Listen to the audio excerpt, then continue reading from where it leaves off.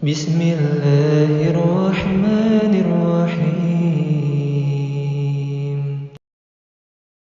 Yaitu penyesalan, an-nadamah, ya, asratan, ya, alal kafirin. Penyesalan yang akan dirasakan orang-orang kafir ketika nanti di akhirat setelah mereka mendapatkan keputusan yang sudah Allah tetapkan, yaitu yang dikatakan hisab. Setelah Allah menghisab mereka, orang-orang kafir ini sudah divonis oleh Allah bahwa mereka akan masuk ke dalam neraka, maka mereka merasakan penyesalan yang luar biasa. Kemarin sudah kita bahas di antara penyesalan-penyesalan yang dialami orang-orang kafir, para jamaah Bapak Ibu, itu mereka seandainya mereka berkeinginan, seandainya mereka semasa hidupnya menjadi orang muslim, menjadi orang mukmin, sebagaimana orang-orang muslim yang lainnya, mereka menyembah Allah, mentauhidkan Allah, mentaati Allah, beramal yang baik sesuai dengan petunjuk Al-Quran dan Sunnah. Nah, itu harapannya seperti itu. Tapi ya itulah, itu hanya angan-angan kosong, Pak Bu, ya, itu penyesalan yang dialami nanti orang-orang kafir ketika nanti mereka di akhirat kelak, ketika ingin memasuki neraka. Dan ini dijelaskan juga di dalam surat Al-An'am, surat yang ke-6 ayat yang ke-27. Dikatakan oleh Allah, walau taro'id wukifu 'alan nari faqalu ya laitana nuraddu wala nukadziba bi ayati rabbina wa nakuna minal mu'minin. Dan seandainya engkau Muhammad melihat bagaimana keadaan orang-orang yang dolim semasa hidupnya, dolim ini dolim kepada Allah, tidak mau ibadah kepada Allah, tidak mau mentaati Allah, ketika mereka dihadapkan ke neraka, wajah mereka sudah diperlihatkan neraka, padahal saat itu jaraknya begitu jauh, Pak Bu, ratusan tahun, ya. Ini pendapat ulama saja, ya, ratusan tahun, bahkan surga pun itu jaraknya 40 tahun, dan mengatakan 400 tahun. Walau bisawab, ini hanya pendapat, ya. Begitu juga neraka, jaraknya masih jauh saja sudah terlihat, Pak. Ya, itu keadaan di sana. Beda kalau di dunia, jarak 1 kilo aja sudah nggak terlihat. Mungkin ketutupan apa, ya, meskipun mungkin jarak pandangnya itu terbatas kalau di dunia. Tapi kalau di akhirat itu serba luar biasa. Apa yang dilakukan di dunia, ya, itu akan bisa apa yang tidak bisa dilakukan di dunia, itu akan bisa dilakukan di akhirat, akan terjadi di akhirat. Jangankan kok melihat neraka yang jaraknya jauh, ya, melihat perkara-perkara yang gaib, yang di dunia itu dianggap gaib, seperti malaikat, jin, iblis, dan yang lainnya, itu di sana akan terlihat semuanya. Nah, akan tampak, Pak. Neraka itu kelihatan. Bagi orang kafir, neraka itu kelihatan. Bagi orang mukmin, surga pun kelihatan. Tapi jaraknya masih jauh, ya. Tapi sudah terlihat, Pak. Nah, itu. Makanya dikatakan oleh Nabi kan, harumnya, baunya surga itu bisa tercium sampai 40 tahun. Harumnya itu, ya. Jadi wanginya surga itu bisa tercium sampai 40 tahun. Ada mengatakan 70 tahun, ada mengatakan 100 tahun. Wallahu a'lam bishawab. Itu hanya pendapat. Nah, ketika mereka itu melihat neraka orang-orang yang kafir, yang dolim ini, mereka mengatakan, seandainya kami dikembalikan di dunia, tentu kami akan menjadi orang mukmin dan kami tidak akan mendustakan ayat-ayat Allah. Itu jelas, Pak Bu, ya? Artinya orang-orang kafir ini semasa di dunia dia nggak percaya dengan Al-Quran, nggak percaya dengan adanya hisab, nggak percaya dengan adanya kebangkitan, tidak percaya dengan surga dan neraka, atau tidak percaya, ya, bahwa nanti dia akan bisa melihat Allah, ya, dan sebagainya. Maka orang seperti ini jelas ini mendustakan ayat-ayat Allah, ya. Maka ini penyesalan yang akan dirasakan orang-orang yang semasa hidupnya kufur kepada Allah, dolim kepada Allah.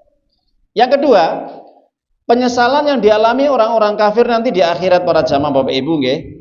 Mereka berangan-angan supaya semasa hidupnya mereka itu memperbanyak amal ibadahnya, memperbanyak sholatnya, memperbanyak infaknya, terutama bisa menjaga sholat 5 waktunya, terutama juga nanti bisa dia mengeluarkan hartanya di jalan Allah. Ini angan-angan, Pak. Makanya dikatakan di dalam Al-Quran, kalau kita lihat surat Al-Munafikun ya, surat yang ke-63 ayat yang ke-10, wa anfiqu mimma razaqnakum min qabli ayati adakumul maut fayaqula rabbi laula akhartani ila ajalin qarib fasaddaqu wa aku minas solihin. Berinfaklah kalian di jalan Allah, keluarkan hartamu, jangan kikir, jangan bakhil. Sebelum datang kematian menghampiri kamu, ketika maut sudah hadir, baru kamu mengatakan, ya Allah, Engkau tunda sebentar saja kematian saya ya Allah, supaya saya menjadi orang yang soleh dan orang yang banyak berinfak atau bersedekah. Kira-kira dikabulkan nggak Pak Bu? Kalau sudah datang kematian. Wala yu'akhirallahu nafsan idza jaa ajaluha wallahu khabirum bima ta'malun. Tidak akan pernah Allah menunda-nunda lagi ketika saat datangnya maut menghampiri setiap manusia. Itu sudah ketetapan Allah, tidak bisa diganggu gugat, Pak Bu. Nah, maka penyesalan yang dialami orang-orang yang semasa hidupnya dia ini kikir, bakhil, tidak mengeluarkan hartanya di jalan Allah, dia suka mengumpul-kumpulkan harta, bahkan hartanya digunakan untuk perbuatan maksiat, untuk perbuatan dosa, menentang agama Allah, mengingkari ayat Allah, memusuhi dakwah-dakwah yang baik, ya, dakwah-dakwah yang menyampaikan kebenaran, dakwah tauhid dan sunnah. Ini lebih parah lagi, Bapak. Sebagaimana Abu Lahab ini, hartanya digunakan untuk apa? Digunakan untuk memusuhi dakwah Nabi Shallallahu Alaihi Wasallam. Nah, maka orang yang seperti ini para jamaah Bapak Ibu, maka penyesalan yang akan dia rasakan, bahkan dijelaskan di dalam surat As-Sajdah ayat yang 12. Perhatikan.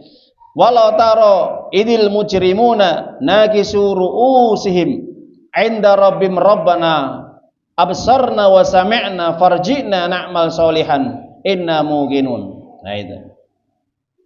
Dan alangkah ngerinya jika sekiranya engkau melihat orang-orang yang berbuat dosa, orang-orang yang kufur nih ya, orang yang dolim maksudnya, semasa hidupnya, dia menundukkan kepalanya di hadapan Allah.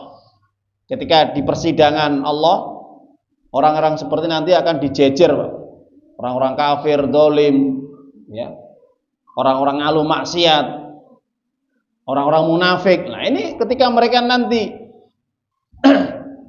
mendapatkan vonis yang sudah Allah tetapkan dia sebagai ahlu nar, dia menundukkan pandangannya di hadapan Tuhannya karena takut sekali, Pak. Bayangkan, takutnya luar biasa ini. Maka dia mengatakan, ya Tuhan kami telah melihat dan mendengar. Bayangkan, kami melihat dan mendengar apa yang kau perintahkan. Kau perintahkan sholat, kami mendengar. Kau perintahkan puasa, kami mendengar. Kau perintahkan kami zakat kepada kami dengar. Bersedekah, berinfak, baca Quran, belajar agama, berbakti kepada orang tua, dan perintah-perintah yang lain. Kami dengar semua. Ya Allah, semuanya kami dengar. Baik secara langsung atau tidak langsung.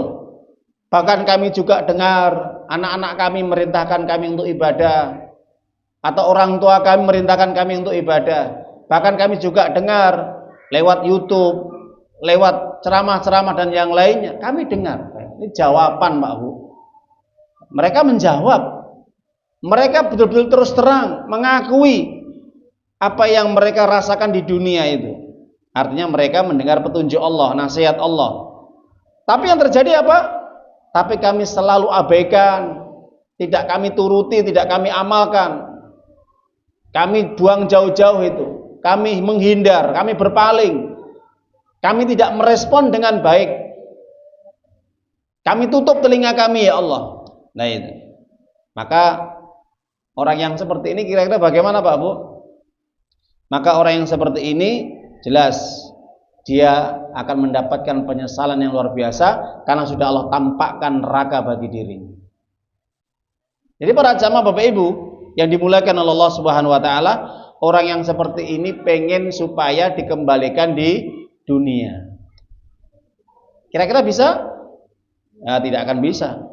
Makanya Bapak Ibu yang dimuliakan Allah taala, Inilah gambaran penyesalan orang-orang kafir yang semasa di dunia mereka mendengar, mereka melihat, mereka tahu kalau itu adalah kebenaran, itu perintah. Ada orang di hadapan dia sedang sholat, di hadapan dia ada orang yang berpuasa, di hadapan dia ada orang yang sedang belajar agama. Itu tidak pernah direspon dengan baik. Ya Pak Bu, sudah hanya berlalu saja. Ya. Seakan-akan itu nggak penting. Buat apa sholat? Buat apa ngaji? Belajar agama? Buat apa puasa? Capek, ngelak, lapar, ya, menyita waktu. Lebih baik penting kerja, cari duit siang dan malam. Nah itu.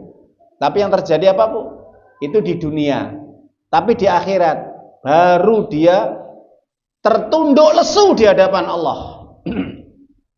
Hanya berangan-angan saja, andai kata, itu semuanya tidak direken sama Allah. Ya. Silakan hari ini orang-orang ini merasa bisa tertawa, bisa bersenang-senang, bernikmat-nikmat dengan dunia mereka, dengan segala kekufuran mereka, dosa mereka, kedzaliman mereka kepada Allah. Tapi ingat nanti di akhirat Allah akan tampakkan.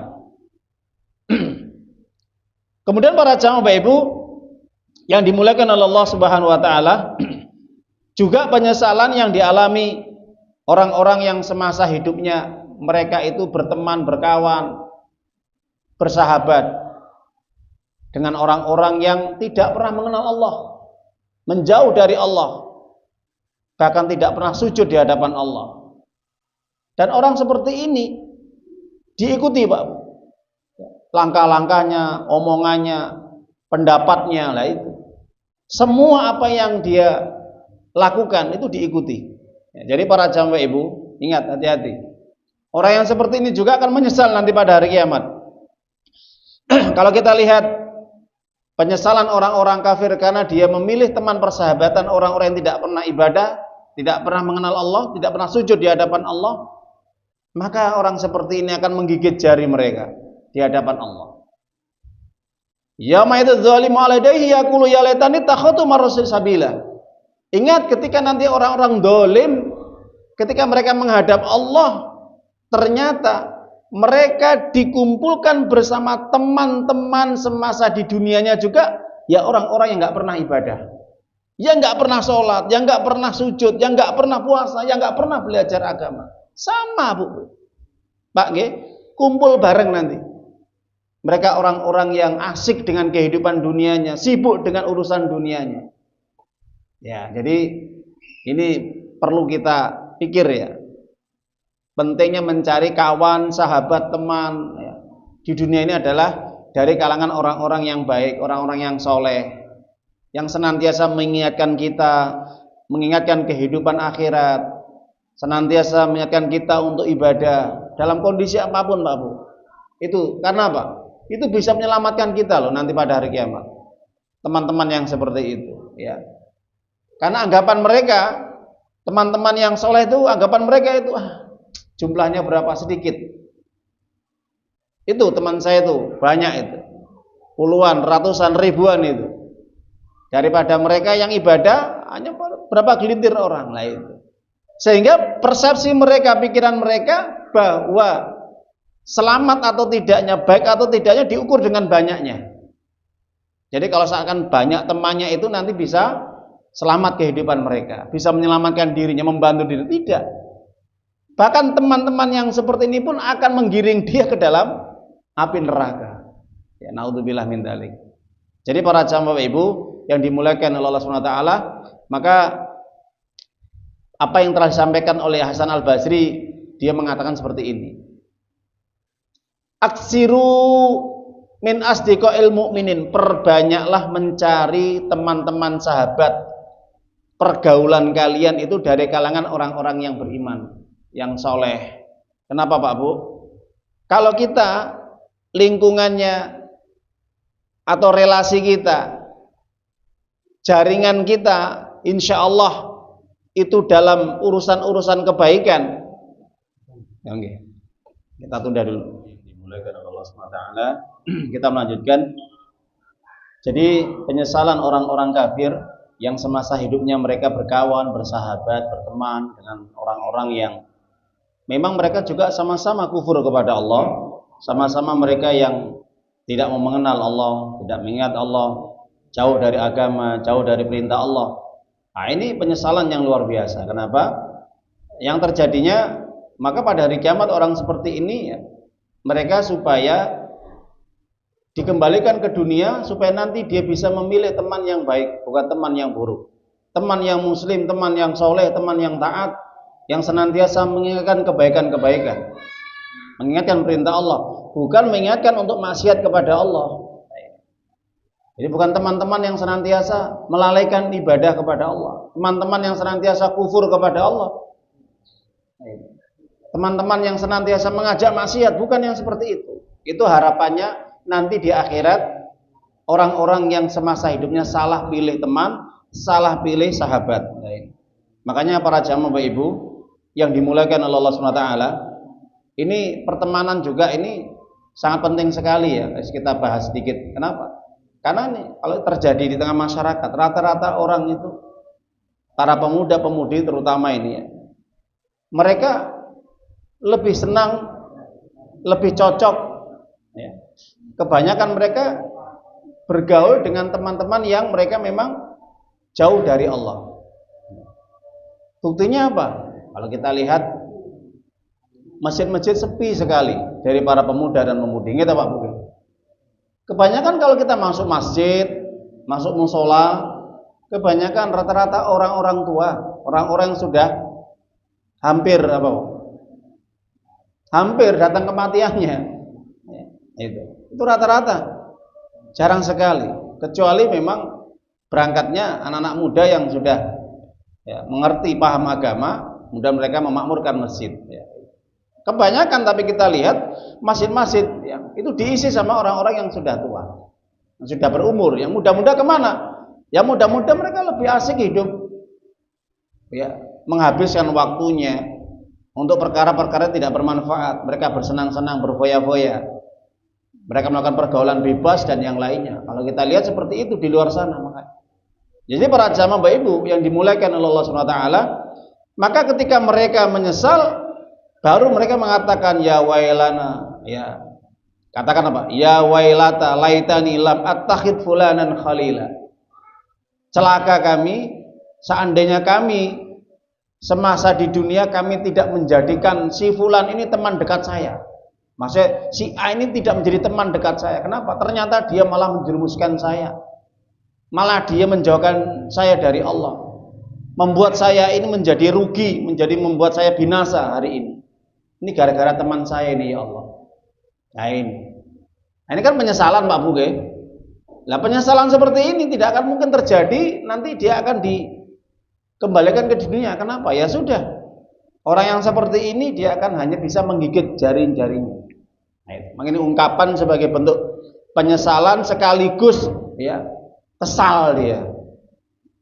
Jatuhno nyapo aku duwe kanca kok kanca sing bajingan tengik, kanca sing gak ngerti agama, kanca sing gak pernah ngelingi Gusti Allah, njauhne aku saking ibadah salat, gak pernah ngelingi salat lek waktune adzan. Bahkan sibuk dengan urusan dunia, sibuk dengan HP, sibuk dengan permainan-permainan dan yang lainnya. Nah, ini. Bahkan menjauhkan dari Al-Quran, menjauhkan dari petunjuk Allah. Laqad adallani an dzikri ba'da ija'ani wa kana syaitanu lisani khadula. Memang setan itu pengkhianat bagi manusia. Jelas Pak Bu ya? Jadi istilahnya teman yang tidak mengingatkan Allah, menjauhkan dari agama Allah, itu dianggap apa Bu? Pak, setan. Setan itu kan sifatnya. Jadi ketika manusia yang dia jauh dari Allah, tidak pernah ibadah kepada Allah, tidak mau mengingat Allah, bahkan menjerumuskan orang lain dalam kekufuran, itu dianggap setan. Dan setan itu kata Allah pengkhianat. Artinya teman-teman yang dulu dijadikan sebagai sahabat dekatnya, sebagai teman nongkrongnya, curhatnya, ngobrolnya, dimanapun, di grup-grup, di WhatsApp, ya, di Instagram maupun di TikTok maupun dimanapun, teman-teman yang seperti itu tidak pernah mengingatkan Allah Pak Bu. Bahkan ketika dia bekerja pun itu tidak pernah dia mengingatkan Allah. Nah itu. Nah, maka para jamaah Ibu yang dimuliakan oleh Allah Subhanahu wa taala, berdasarkan surat Al-Furqan ayat yang 27 sampai ayat yang ke-29, ini sudah jelas dalam 3 ayat ini menceritakan perihal penyesalan orang-orang yang semasa hidupnya dia menjadi orang yang kufur itu gara-gara salah pilih teman. Ternyata temannya juga kufur, dia ikut menjadi orang yang kufur kepada Allah. Kemudian penyesalan juga yang dialami orang-orang yang semasa hidupnya dia tidak pernah menggunakan apa? Pikirannya. Kalau bahasanya otaknya untuk berpikir. Pernah saya mendengarkan ceramah seorang ustadz ya, dia menyampaikan bahwa kebanyakan di dalam Al-Quran orang-orang yang divonis oleh Allah itu dia celaka dan bahkan menyesal nanti di akhirat masuk neraka, kebanyakan di dalam Al-Quran mereka orang yang tidak pernah menggunakan akal sehatnya untuk berpikir. Sehingga apa yang terjadi Pak Bu? Ya karena tidak mau berpikir, ya sudah, yang terjadi dia akan melakukan apapun menurut nafsunya, menurut keinginannya, bukan menurut Allah. Kenapa? Karena tidak mau berpikir dengan akal sehat. Ini kebanyakan orang yang celaka nanti masuk neraka. Maka jelas kalau kita buktikan di dalam Al-Quran ada satu surat Allah mengatakan di dalam surat Al-Mulk surat yang ke-67 ayat yang ke-10 Allah katakan wa qalu law kunna nasma'u aw na'qilu ma kunna fi ashabis sa'ir. Mereka orang-orang dolim, orang-orang yang ingkar kepada Allah, kufur, orang-orang yang jauh kepada Allah, orang-orang yang tidak mau ibadah kepada Allah, orang-orang yang dia mendustakan kebenaran, menentang aturan Allah, itu mengatakan seandainya dulu di dunia kami mau mendengar dan mau berpikir. Coba Pak. Mau mendengar dan mau berpikir, maka kami tidak akan masuk ke dalam neraka ini. Maka berdasarkan ayat ini para jamaah Ibu, kebanyakan orang masuk neraka. Kenapa? Karena tidak mau menggunakan akalnya untuk berpikir. Padahal sudah dikasih apa? Akal. Itu yang terjadi ya Pak Bu, nanti pada hari kiamat lah. Maka dari sini orang-orang yang tidak mau berpikir pasti dia tidak memahami kebenaran. Orang yang seperti itu orang yang tidak mau mendengar petunjuk Allah, nasihat, dinasihati juga nggak mau, bahkan ketika dinasihati dia marah-marah. Ini orang yang tidak menggunakan akalnya. Padahal Allah sudah mengatakan ya, afala ta'qilun. Kenapa engkau tidak mau berpikir lah itu loh. Kenapa engkau tidak menggunakan akalmu untuk berpikir? Padahal sudah Allah berikan akal itu untuk apa? Menerima barang yang benar, petunjuk Allah, nasihat Allah. Ya itulah, kalau sudah hatinya mati. Kalau sudah hatinya mati, ya sudah, otaknya pun juga akan mati, akalnya juga akan mati. Nah, itu. Tapi para jamaah Ibu, penyesalan berikutnya adalah yang nanti pada hari kiamat orang-orang kafir itu menginginkan sekiranya mereka bisa menebus dirinya dari siksa Allah, meskipun dia harus rela anaknya masuk neraka, istrinya masuk neraka, seluruh saudara-saudari masuk neraka, itu enggak masalah, yang penting dia masuk surga. Pripun Pak Bu? Bisa seperti itu? Enak saja. Nah, ini diceritakan di dalam Al-Quran.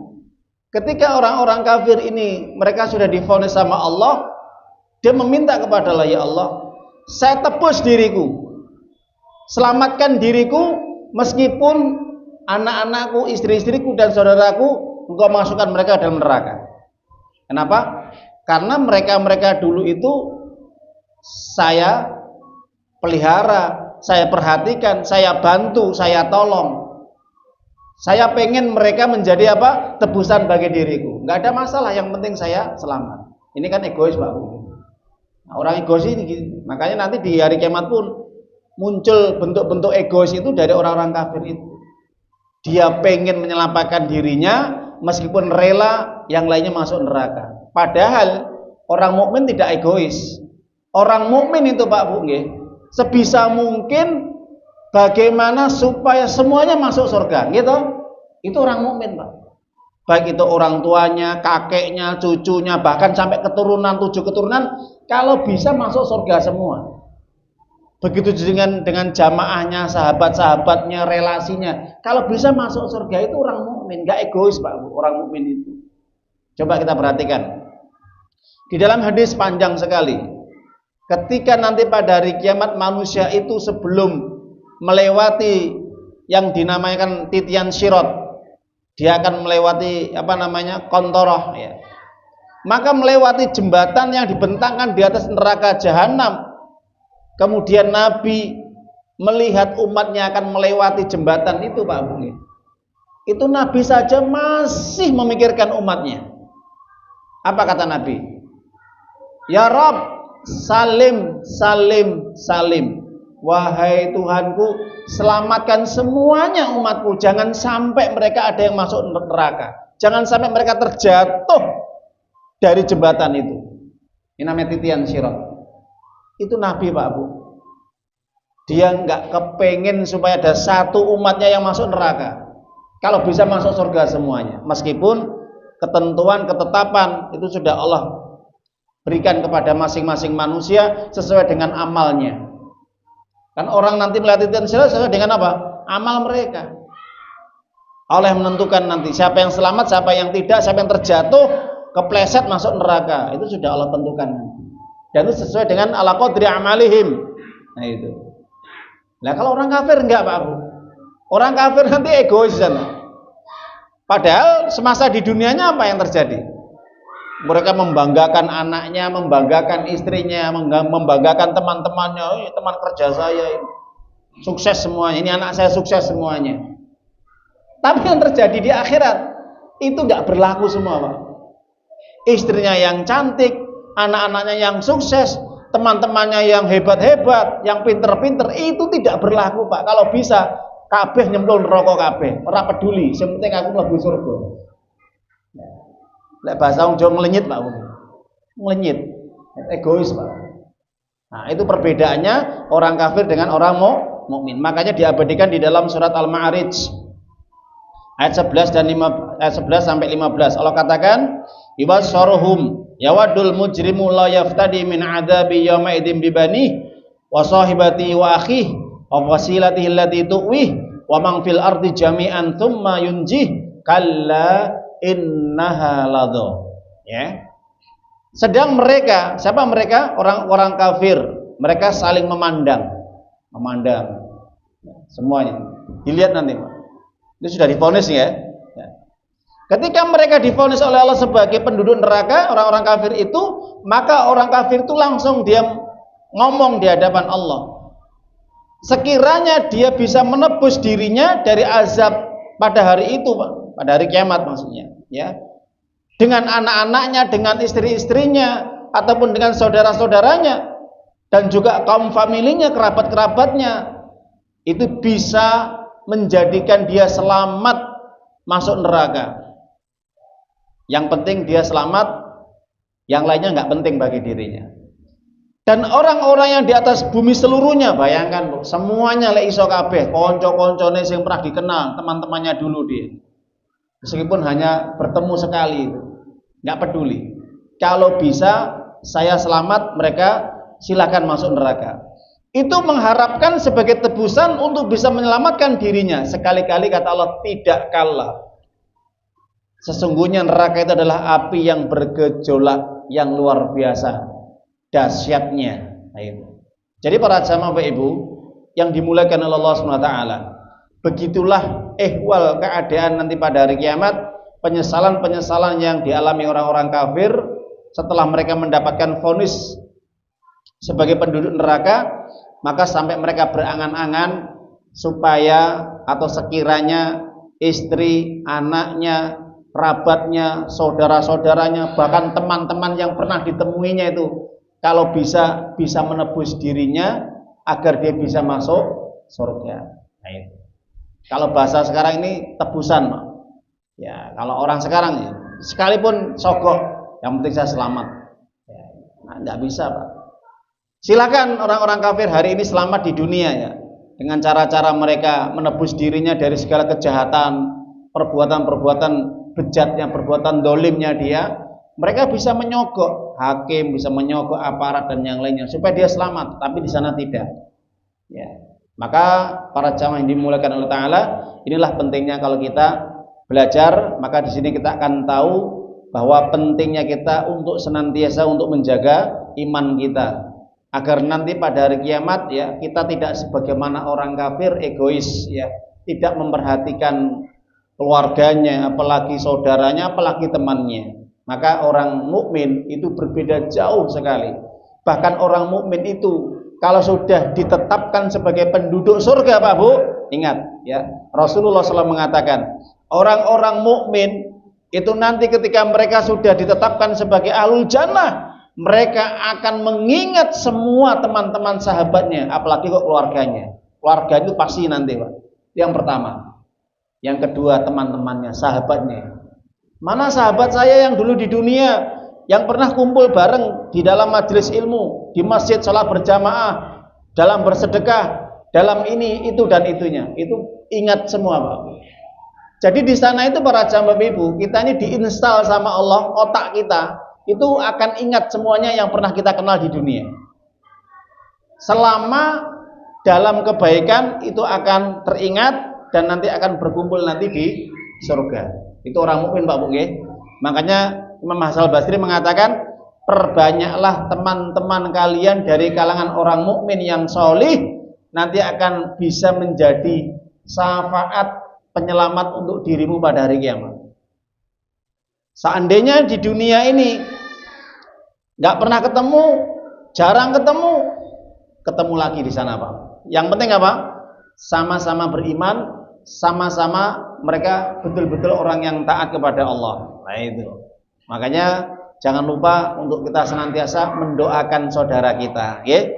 Oleh karena itu para jamaah Bapak Ibu yang dimuliakan Allah SWT, inilah gambaran-gambaran yang kami sampaikan berdasarkan Al-Qur'an dan juga hadis-hadis Nabi terkait dengan penyesalan yang dialami orang-orang kafir nanti di hari kiamat, yang mereka ingin supaya dikembalikan di dunia supaya bisa beramal soleh, menjadi orang mukmin, bahkan sampai-sampai mereka ingin menebus dirinya dengan merelakan istri, keluarga dan anaknya masuk neraka, yang penting dia selamat ya.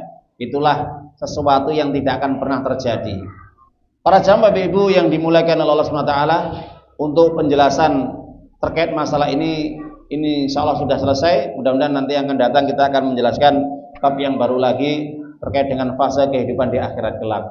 Kita ikutin terus, mudah-mudahan Allah senantiasa memberikan pada kita istiqomah, kesehatan, sehingga kita tetap bisa semangat, aktif ya dalam mengikuti kajian-kajian ini insyaallah, dan ini menjadi amal ibadah kita dan tabungan kita nanti di akhirat kelak.